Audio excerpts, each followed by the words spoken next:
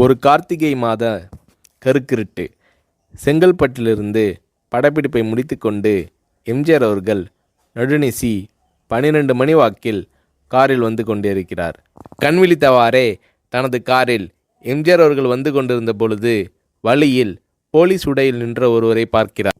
எம்ஜிஆர் அவர்களின் கார் அவரை கடந்து செல்கின்ற போது எம்ஜிஆர் அவர்களின் நெஞ்சில் பொறி தட்டுகிறது. ஆள் நடமாட்டமே இல்லாத இந்த அர்த்த ராத்திரியில் அந்த போலீஸ்காரர் பஸ்ஸுக்காக காத்து நிற்கிறார் என்பதை எம்ஜிஆர் அவர்கள் புரிந்து கொள்கிறார். உடனே தனது டிரைவரிடம் காரை நிறுத்த சொல்கிறார் எம்ஜிஆர். கார் பின்னோக்கி வருகிறது.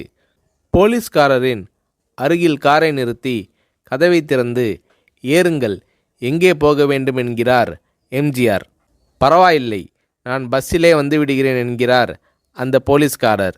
நேரமாகிவிட்டது, இனி இந்த ரூட்டில் பஸ் கிடையாது, ஏறிக்கொள்ளுங்கள் என்று எம்ஜிஆர் அவர்கள் வலுக்கட்டாயம் செய்ய போலீஸ்காரர் வேண்டா வெறுப்பாக ஏறுகிறார். காரின் உள்ளே லைட் போட்டு சாப்பிட்டீங்களா என்று கேட்டுக்கொண்டே தனது சீட்டுக்கு பின்னால் இருந்த பிஸ்கெட் பழங்களை எடுத்து கொடுக்கிறார் எம்ஜிஆர். இப்படி ஓசியில் பயணம் செய்வதே எனக்கு உடன்பாடில்லை.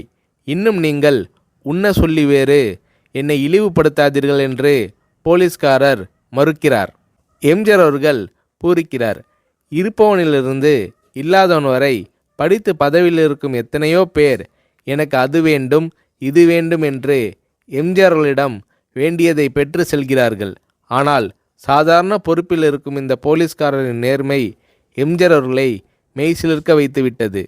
எம்ஜிஆர் அவர்களின் கார் கத தூரத்தில் வந்து கொண்டிருந்தாலும் காரின் நிறத்தையும் ஒளியையும் மனம் கமலும் ஓடிக்கான் வாசனையையும் வைத்து இது எம்ஜிஆர் அவர்களின் கார் என்றும் கார் சென்ற தடத்தை தொட்டு வணங்குகின்ற அளவுக்கு புகழுடன் திகழ்ந்த நேரம் அது.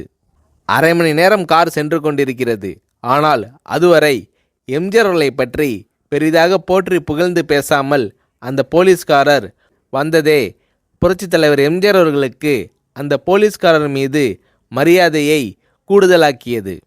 நான் தான் எம்ஜிஆர் என்கிறார் எம்ஜிஆர். கேள்விப்பட்டிருக்கிறேன் என்கிறார் அந்த போலீஸ்காரர்.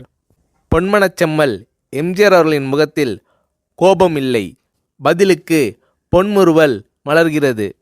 என் படங்களை பார்த்து இருக்கிறீர்களா என்று கேட்கிறார் எம்ஜிஆர். நான் சினிமாவே பார்ப்பதில்லை என்கிறார் அந்த போலீஸ்காரர். புரட்சித் தலைவர் எம்ஜிஆர் அவர்கள் இன்னும் பிரமிக்கிறார். இப்போது கார் சத்தத்தை தவிர ஒரே நிசப்தம். போலீஸ்காரர் தனது வீட்டிற்கு 1/2 கிலோமீட்டர் தூரத்திற்கு முன்பே காரை நிறுத்த சொல்லி இங்கேயே இறங்கிக் கொள்கிறேன் என்கிறார். ஏன், நீங்கள் குறிப்பிட்ட அந்த விலாசம் இன்னும் 1/2 கிலோமீட்டர் தூரம் இருக்கிறதே என்கிறார் எம்ஜிஆர். சாதாரண போலீஸ் உத்தியோகத்தில் இருக்கும் நான் காரில் வந்து இறங்கினால் என் வீட்டிற்கு அருகில் உள்ளவர்கள் என்னை தவறாக நினைத்து கொள்வார்கள். இதுவரை இப்படி நான் யார் காரிலும் ஓசியில் வந்து பழக்கமில்லை. நீங்கள் எவ்வளவு தூரம் செய்த உதவிக்கு நன்றி என்கிறார் அந்த போலீஸ்காரர். புரட்சித் தலைவர் எம்ஜிஆர் அவர்கள் அதற்கு மேல் எதுவும் பேசவில்லை. அவர் எந்த போலீஸ் ஸ்டேஷனில் பணிபுரிகிறார் என்பதை மட்டும் கேட்டு தெரிந்து கொண்டு கிளம்புகிறார். அடுத்த நாள் செங்கல்பட்டு போலீஸ் ஸ்டேஷனுக்கு ஃபோன் செய்து நான் எம்ஜிஆர் பேசுகிறேன் என்கிறார் எம்ஜிஆர். ஃபோனை எடுத்த டிஎஸ்பி உதறலோடும் உற்சாகத்தோடும் தலைவரே வணக்கம் என்கிறார். இரவு சந்தித்த போலீஸ்காரரை பற்றி விசாரிக்கிறார் எம்ஜிஆர். அந்த டிஎஸ்பி சொல்கிறார், நீங்கள் குறிப்பிடும் அவர் இன்று விடுப்பில் இருக்கிறார். அவர் கையூட்டு வாங்காதவர், கடமை தவறாதவர், காவல்துறையின் நேர்மைக்கு இவரே இலக்கணம்.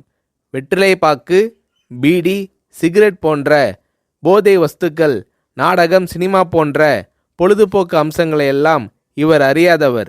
கல்யாண வயதில் உள்ள 3 பெண்களையும் கரை சேர்க்க முடியாமல் கஷ்டத்தில் இருக்கிறார் என்கின்ற விபரம் டிஎஸ்பியால் எம்ஜிஆர் அவர்களுக்கு சொல்லப்படுகிறது. அவரை நாளை என் தோட்டத்திற்கு வர சொல்லுங்கள் என்கிறார் எம்ஜிஆர். கேட்டுக்கொண்ட டிஎஸ்பி உங்களோடு ஃபோனில் ஆளுக்கு ஒரு வார்த்தை பேச இன்ஸ்பெக்டர், சப் இன்ஸ்பெக்டர் உட்பட எல்லோரும் ஆசைப்படுகிறார்கள். ஃபோனை அவர்களிடம் கொடுக்கலாமா என்கிறார். எம்ஜிஆர் அவர்கள் கொடுங்கள் என்கிறார். பேசுகிறார். அந்த போலீஸ் ஸ்டேஷனே புண்ணியம் பெற்றதாக மகிழ்ச்சி அடைகிறார்கள் அந்த போலீஸ்காரர்கள். மறுநாள் அந்த போலீஸ்காரர் ராமவரம் தோட்டத்திற்கு அழைத்து வரப்படுகிறார். அவரிடம் பேப்பரில் மடித்த பெரிய பணக்கட்டை கொடுத்து, இதை வைத்து உங்கள் பெண்களின் கல்யாணத்தை நடத்துங்கள் என்கிறார் எம்ஜிஆர். போலீஸ்காரர் மறுக்கிறார். நான் ஏதாவது உங்களிடம் காரியமாற்ற சொல்லி அதற்காக கொடுத்தால் அது தவறு. என்னால் ஆக வேண்டியது உங்களுக்கும், உங்களால் ஆக வேண்டியது எனக்கும் எதுவும் இல்லை. நான் உங்கள் கூட பிறந்த ஒரு சகோதரனாக நினைத்து கொடுக்கிறேன், பெற்றுக்கொள்ளுங்கள் என்று சொன்ன பிறகு கேட்டும் கூட கிள்ளி கொடுக்காத கனவான்கள் வாழும் இந்த உலகில் ரோட்டில் நின்றவனை அழைத்து சென்று அள்ளி கொடுத்த எம்ஜிஆர் அவர்களின் கருணையில் நெகிழ்ந்து போய் பெற்றுக்கொள்கிறார் அந்த போலீஸ்காரர்.